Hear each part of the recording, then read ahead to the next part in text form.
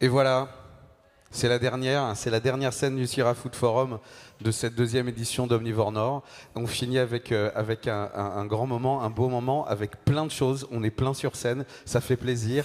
Il y a Xavier Lamarre de Poch Café. Merci d'être là. On va boire du café, on va boire de l'orge. Et puis on est avec Sylvain Dufay et avec Maxime Gruson de Belnart. Belnart Café, brasserie. Maxime, tu es le chef pâtissier. Et Sylvain, tu es... Je suis un petit peu gérant associé de l'entité.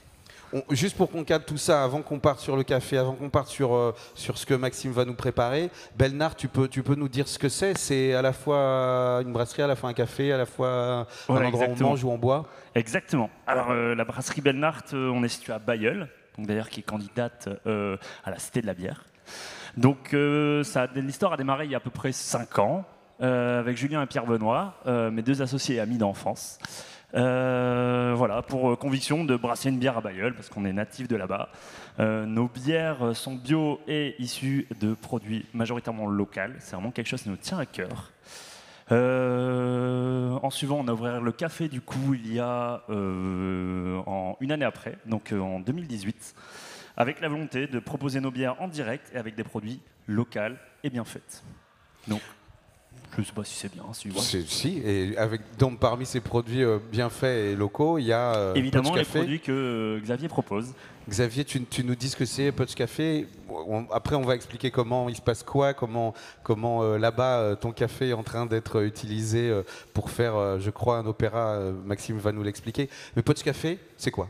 Le Poch Café. Donc, Poch Café, c'est une entreprise de torréfaction. On ne fait pas seulement du café, on torréfie aussi de l'orge. Tout bio, par principe. On a commencé à Bailleul aussi. On a maintenant déménagé jusqu'au Mont des Cats, qui n'est pas trop loin. On est un peu en hauteur. Et on fait du café et de l'orge pour les particuliers, mais aussi pour les entreprises et pour des bars, restos par exemple. Et un de ces partenariats, c'est le Belnart, où on travaille bien ensemble, on s'écoute et on sert le meilleur de ce qu'on peut donner. Ça fait combien de temps que tu as commencé à torréfier? Ça fait plus ou moins 4 ans maintenant. Okay. On entend à ton accent que tu viens de l'autre côté de la frontière, même d'un peu plus loin. Je ben van Antwerpen. Tu es un flamand d'Anvers. Ja, ik ben van Antwerpen. Tu es arrivé ici par amour, on peut dire. Par l'amour, monsieur. Il n'y a que ça de vrai. On est content qu'il y ait de l'amour et qu'il y ait du café. C'est du café de spécialité que tu fais. En effet, ouais. Oui. Donc bio par principe, du café de spécialité et avec une grande traçabilité. On sait exactement d'où il vient, de quelle coopérative, on sait que les gens ils sont bien traités et on sait qu'on a un beau produit dans nos mains, qui est très sain. C'était important pour toi, Sylvain, que vous ayez, même jusque dans le café, un produit de ce type qui corresponde à la philosophie des lieux?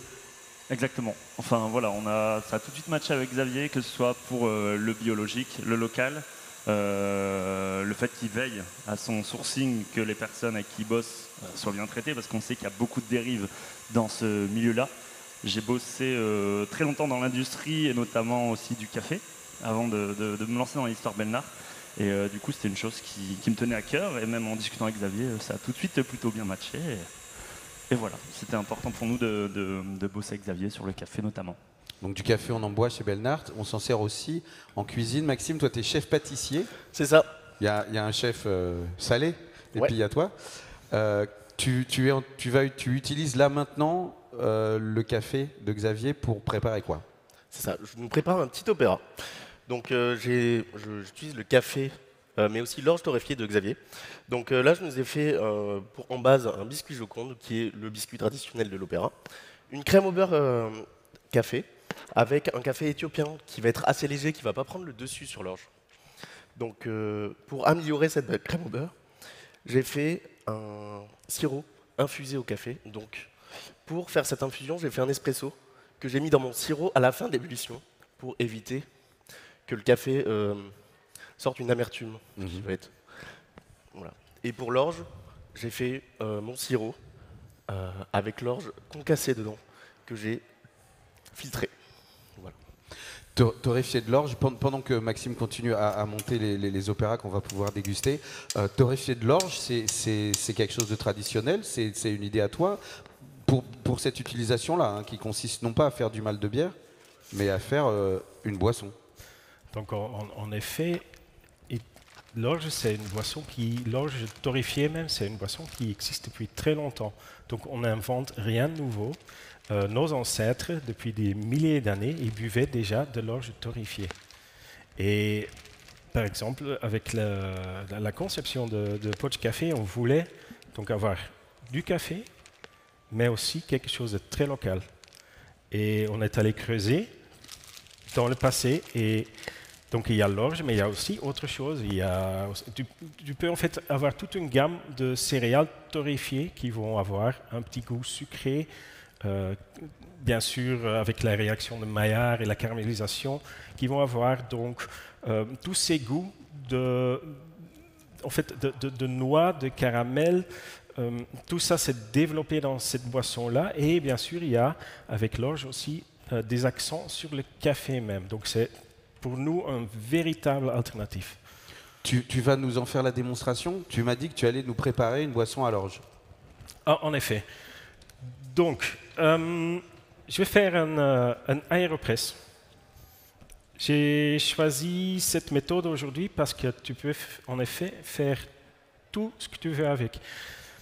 Dans les méthodes plutôt traditionnelles, Chemex, italienne, filtre, espresso, il faut quand même plus ou moins être très précis en dosage. Donc la ratio eau café que tu mets, la température qui joue, et bien sûr tout ce qui est lié au café. Donc les cafés torréfiés plus forts, plus doux, ils ont une relation avec la température de l'eau, l'énergie que tu mets dedans.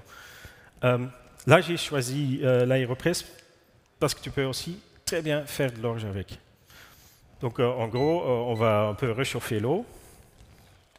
Le degré de mouture, parce que puisque tu parlais des différents types de café, la mouture va jouer un rôle, hein, dans le passage. Quand on fait une Chemex, on ne va pas choisir la même mouture que pour un expresso. Là, quelle mouture tu dois avoir sur l'aéropress? Avec l'aéropress, à nouveau, tu peux choisir. Donc tu peux même extraire... Tu peux faire très fin, très gros? Oui, c'est juste le temps que ça infuse, ça va impacter donc le goût final avec une mouture très fine. Tu ne vas pas faire infuser trop longtemps et tu vas vite presser et tu vas faire un café style espresso. Si tu le laisses infuser, ça va avoir plutôt le goût, la texture d'un piston. Ça, c'est la grande différence. Et ça joue, donc sur le café, ça joue énormément. Sur l'orge, c'est un produit qu'on doit approcher un peu différemment. C'est un produit où la mouture elle est déjà faite. Et il faut bien comprendre qu'on doit bien la laisser infuser. Donc c'est exactement ce qu'on va faire. Et je vais prendre une eau presque bouillante. Donc une température assez haute par rapport à ce que tu ferais sur un filtre, un peu plus haute. En effet, presque bouillante. Comme ça, on a une meilleure extraction. Okay.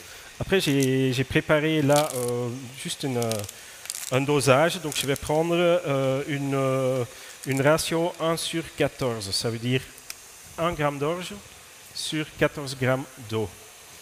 Je vais faire 240 g d'eau, donc je vais prendre 17 g d'orge. Là, je vais déjà... j'ai perdu mon... Tu as perdu quelque chose. J'ai perdu le reste de mon... aéropress. Mon aéropress, il est là. Ah là, excuse-moi. Ok. J'ai mouillé un peu le filtre, je vais faire la version inversée. C'est pour ça que c'est pas grave. Théo, merci. Hop là, je vais faire la version inversée, donc ça veut dire je vais prendre de l'eau et je vais déjà mouiller un peu mon filtre, comme ça il va rester collé dedans. Voilà, je vais continuer à chauffer un peu mon eau. Presque bouillante, on est à quoi, 98, 96 degrés? 96 degrés, 96. On peut y aller facilement, oui. Donc voilà, ça va aller, juste... Et la version inversée, donc on va... Déjà. Oui, l'aéropress, on peut le faire dans les deux sens. Dans les deux sens. On peut tirer ou on peut pousser, en gros. Oui. Si on le met dans le sens normal, il y aura déjà une sorte de pré-infusion. Là, je vais éviter la pré-infusion. Donc la pré-infusion, ça veut dire qu'il y a aussi déjà un peu de la liquide qui va sortir dans la tasse. À l'inversé, on n'a plus rien. Donc voilà, là je vais mettre de l'orge. Je vais prendre donc 17 grammes.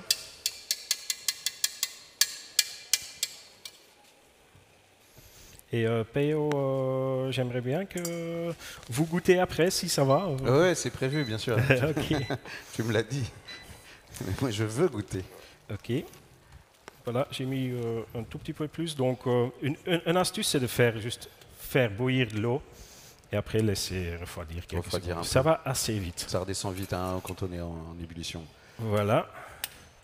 Donc, j'ai fait ça. Maintenant, la version inversée. Donc, maintenant, je vais couler 240 grammes d'eau. L'extraction de café, c'est une science très exacte comme la pâtisserie. Hein. En effet. En gros, il y a toutes les possibilités que vous voulez, mais c'est déjà tellement perfectionné qu'à un certain moment, il faut aussi un peu accepter les règles de base, selon moi.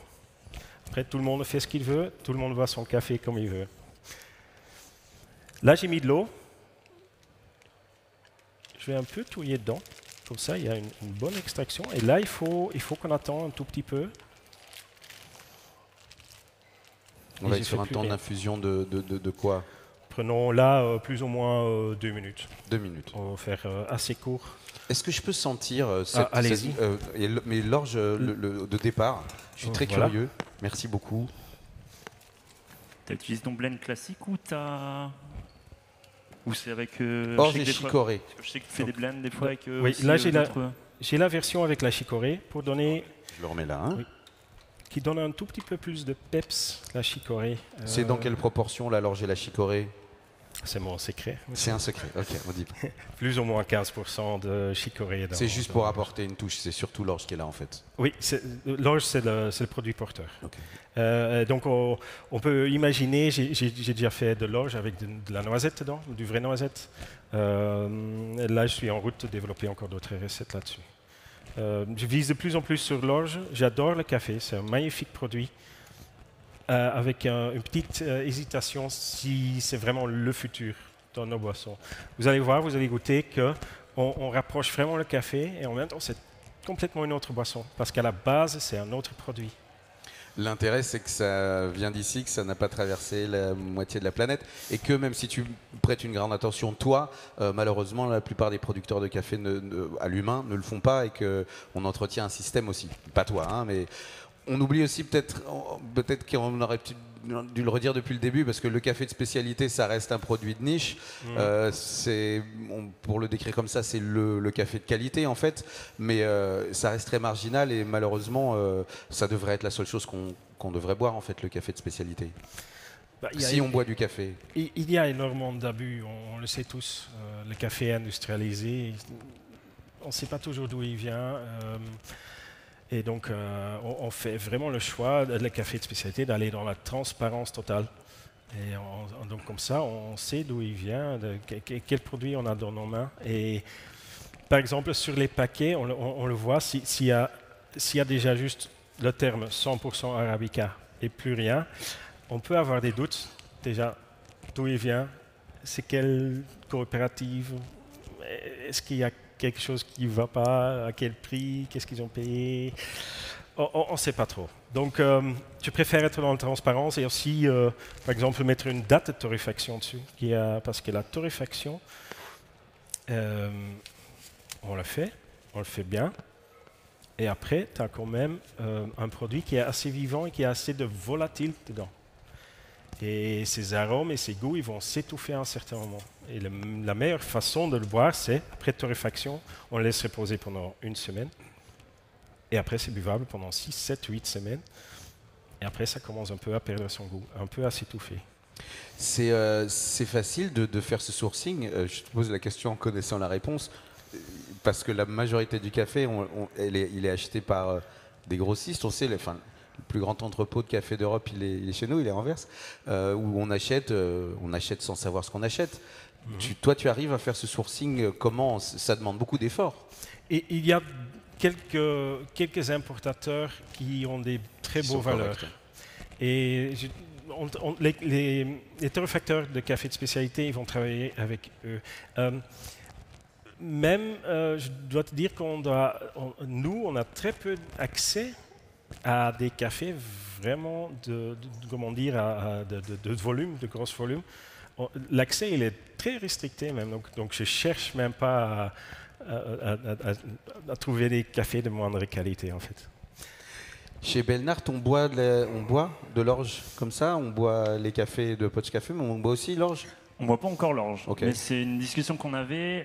Là, c'est plus dans un point de vue, on va dire, opérationnel d'une part, parce que ça demande un petit peu de boulot, même si aujourd'hui il y a des solutions qui commencent à se mettre en place pour le produire plus facilement.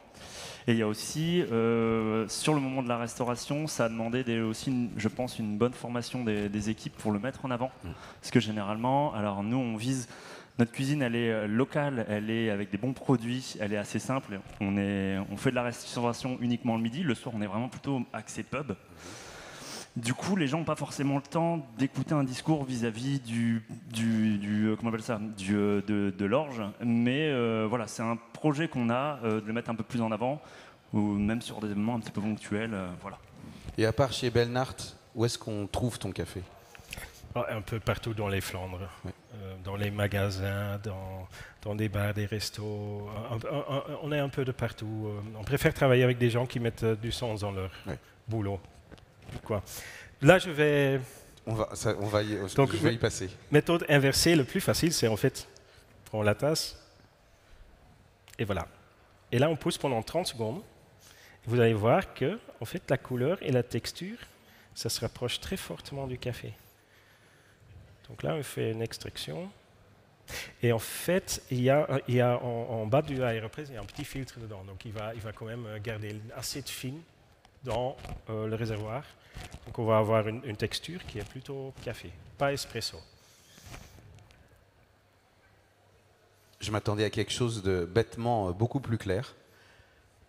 La torréfaction de l'orge, elle est longue.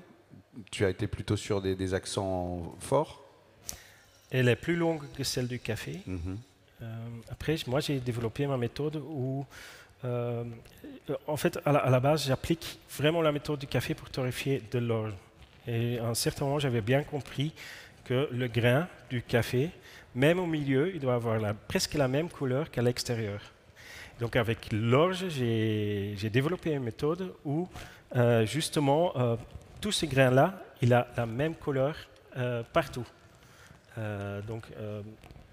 Et c'est une couleur caramel que vous allez voir. Si on peut le poser là, et si je vois que Maxime a terminé ses opéras, tu ne veux pas nous les apporter ici il n'y a que moi qui bois du café, mais peut-être qu'on peut tous manger de l'opéra avec ça. Est-ce que ça doit, comme un... Moi, j'aime bien quand mon café filtre, il descend un peu en température. Je trouve ça toujours mieux de boire... Toi, tu le bois direct ? Venez là, on va se partager et venez goûter.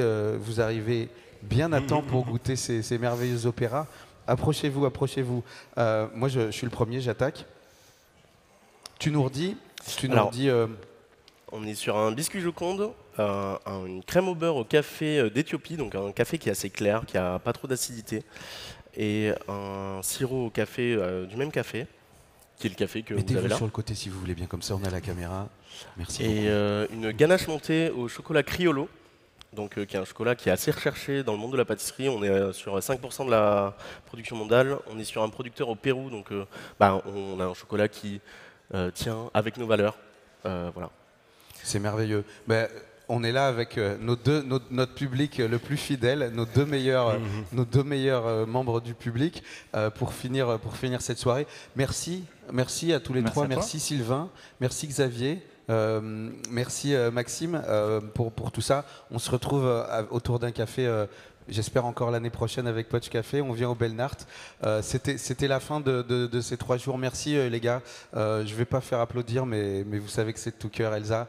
On a passé des moments merveilleux. Et merci d'avoir fait cette dernière scène tous ensemble. On va déguster. On se dit à l'année prochaine. À l'année prochaine. Merci, à l'année prochaine. Merci.